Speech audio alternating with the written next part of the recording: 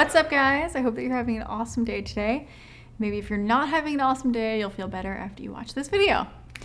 So I want to talk about spirituality and religion and all that fun stuff today. So I don't usually talk about this on my channel. I may have briefly talked about it in an FAQ in a previous video. I would say for the most part, I don't talk about it in my day-to-day life. And I think my main reason for it is I kind of feel like talk is cheap, and I'm like, you know, a lot of people say a lot of things about their religious beliefs or how they think things should go, but then they don't really, their actions don't really line up with their words. And I feel like, you know, I haven't really hit my Jesus status of having all my actions line up with my words. So I feel like it's more of an inner world that I have that's very spiritual, and I don't really talk about it that much. But I'm excited to talk about it today because it is a big part of my life, and sometimes I say little things to Joey here and there where I'm like, oh, you know, I'm trying to like focus on this, and sometimes I do need to like verbalize things because I feel like sometimes sharing it with somebody else, it does help you to be more accountable with something that you're saying that you want to do. And they can help to remind you of those things as well. But I don't necessarily think it's good for me to go around telling it to everybody or to talk about it on my channel all the time, because it's just not, you know, I don't know. I'm just not into it.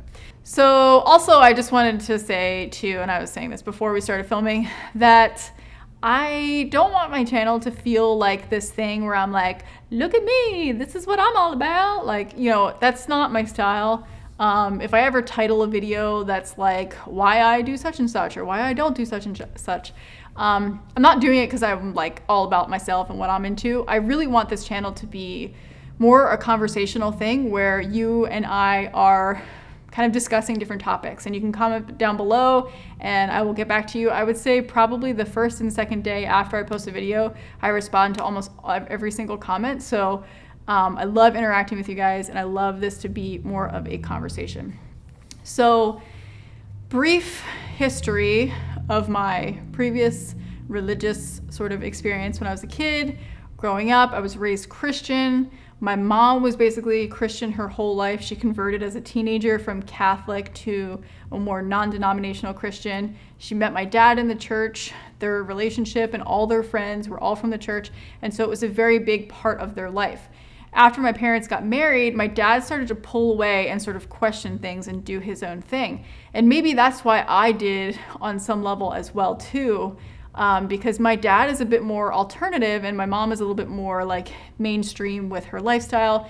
She has a good relationship with her own beliefs, I would say. She's a very happy person. She prays a lot, and I always joke like that she's a master manifester, and she, you know, what I would call manifestation, she calls answer to prayer. So I tried to relate on those different levels. But when I was a kid growing up, I felt really uncomfortable in church, and I felt like there was some magic Kool-Aid that everybody else was drinking that I just was not getting. Like somebody was forgetting to give me like something beforehand because I couldn't get it. I wasn't into it. I felt actually like physically uncomfortable being in church.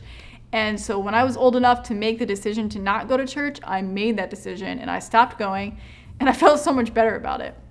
Now that doesn't mean that I stopped believing all this stuff, because I on some level was still believing it, but it was purely out of fear. It was purely out of, if I don't believe this stuff, I'm gonna go to hell. To me, it was either you're Christian or you're atheist, and I just didn't understand that there was anything in between when I was younger. So it wasn't until I came into raw food that like your sort of beliefs about everything start to get questioned. You're like, oh my gosh, the entire food system, the government, the religious beliefs, relationships, love, just all these things. I was questioning everything. And it came at a really good time, and I think I was really open to just experience something different. And so I started to dive into figuring out what I did believe instead of kind of having a feeling about what I didn't believe.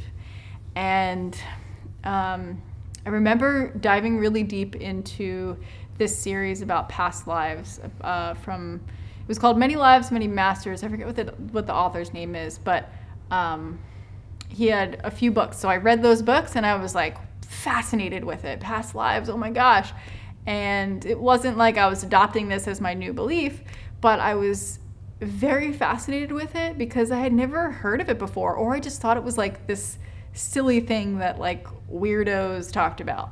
So having it feel actually real and to see these like real accounts of this psychologist hypnotizing people and people having these experiences and talking about stuff and dates and things that they would have no idea about, I was like, wow, okay, there's definitely something out there, but I still am trying to figure out what it is.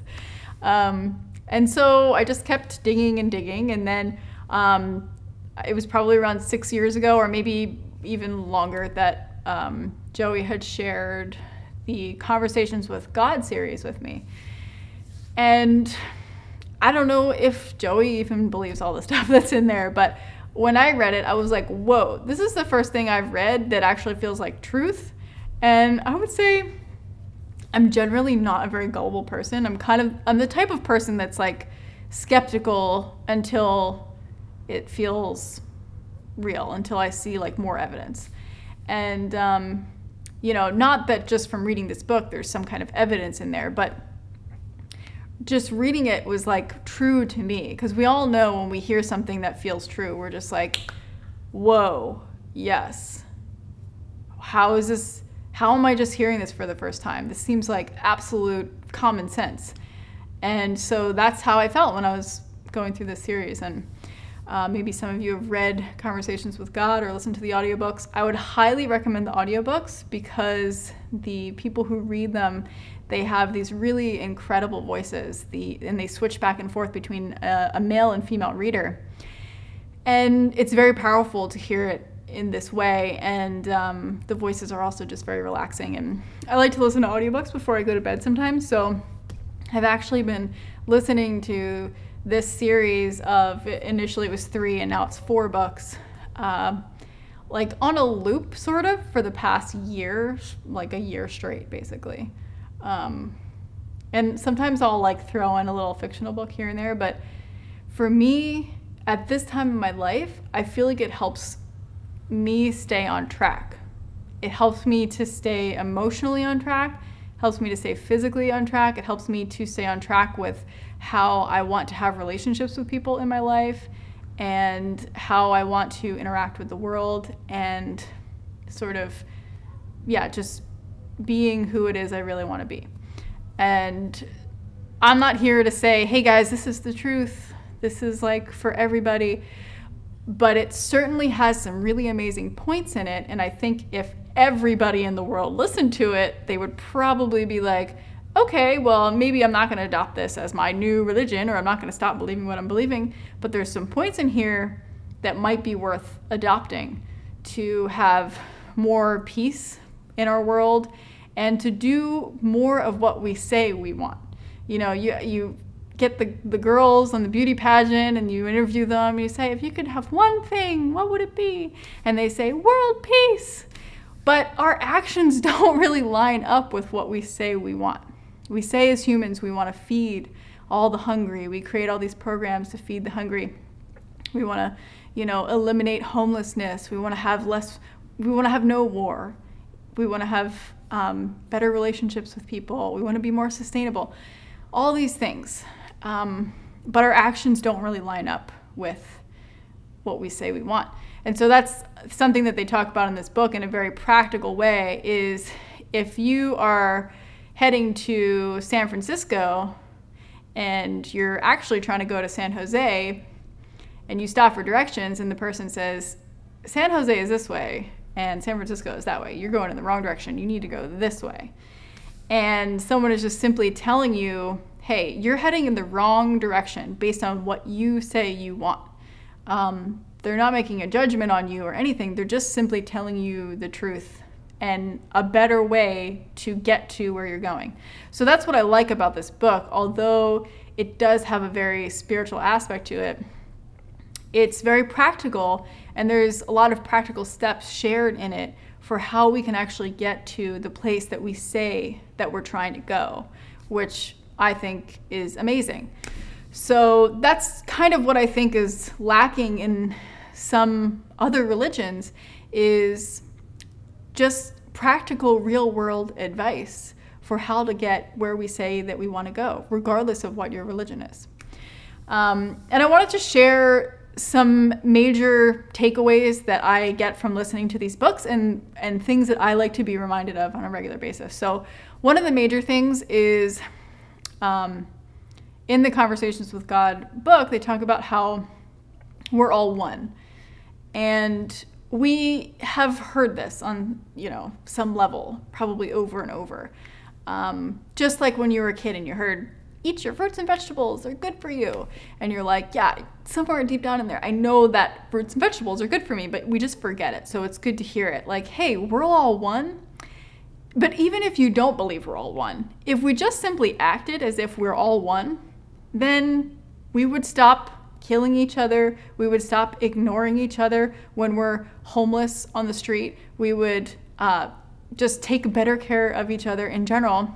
And we would take better care of our planet, because we would realize, hey, we're all one. We all want to live sustainable, healthy lives. Let's not destroy the planet. So there's a lot of different ways that you can dive into the we're all one thing. And it's not even just talking about humans. It's talking about animals. It's talking about the planet and the universe on so many different levels. So if we thought more like that, we don't even really need to necessarily change our religion, because a lot of religions have this origin creator that created us. And if he's the one that created us, we're all made of the same stuff. We all came from the same place. So that's kind of the same thing as we're all one. So that's a big point that I like to remind myself of, especially when I find myself struggling with another human being and I'm like, why? And I'm just like, okay, we're all one.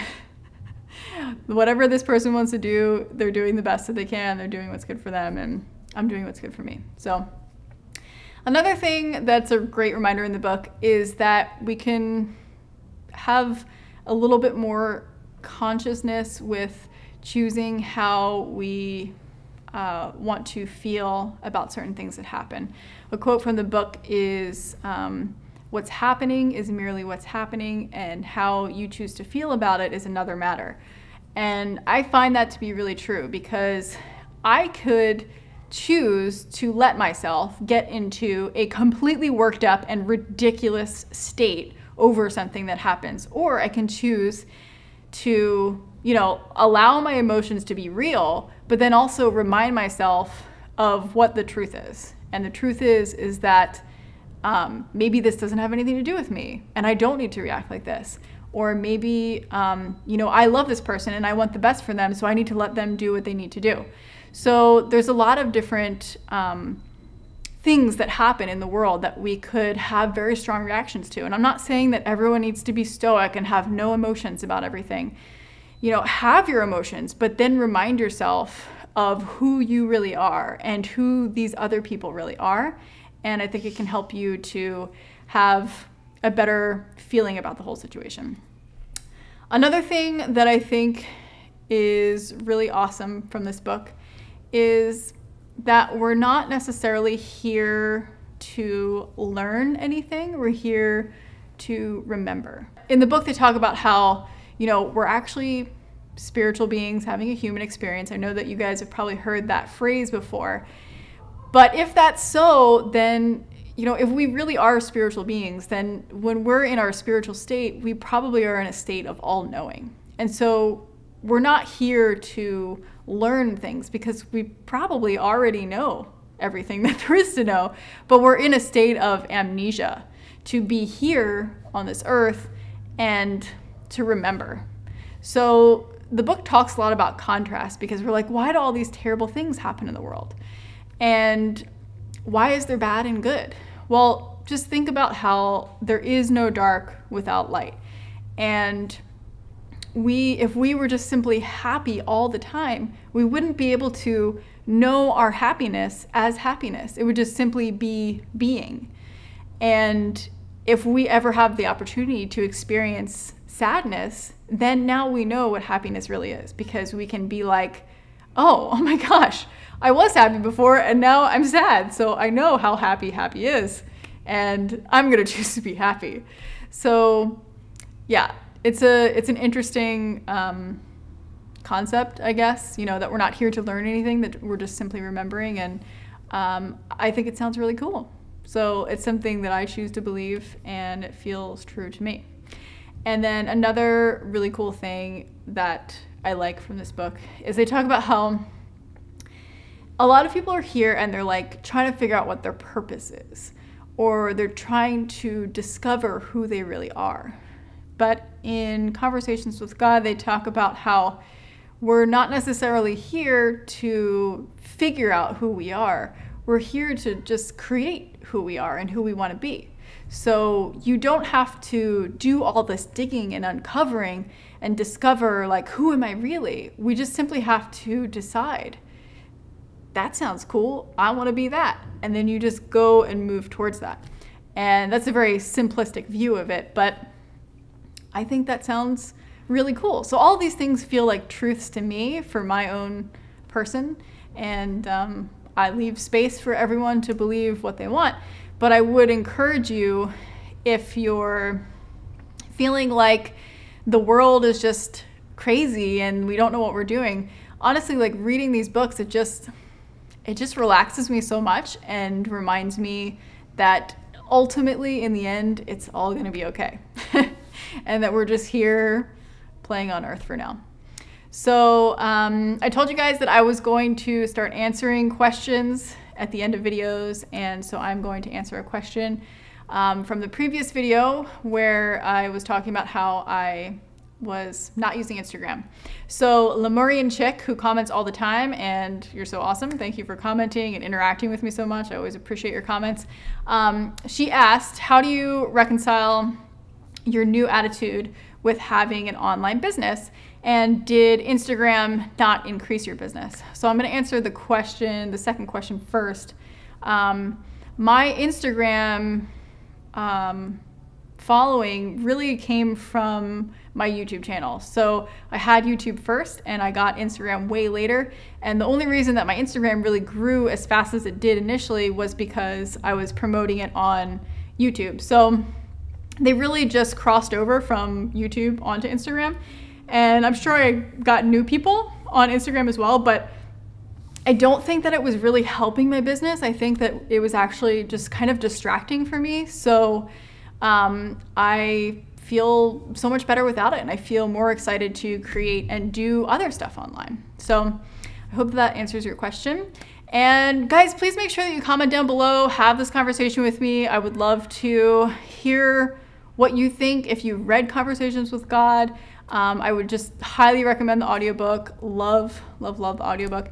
And yeah, and I would be interested to hear how you guys have changed your beliefs, and if changing your diet has affected your beliefs about the world and religion and things like that.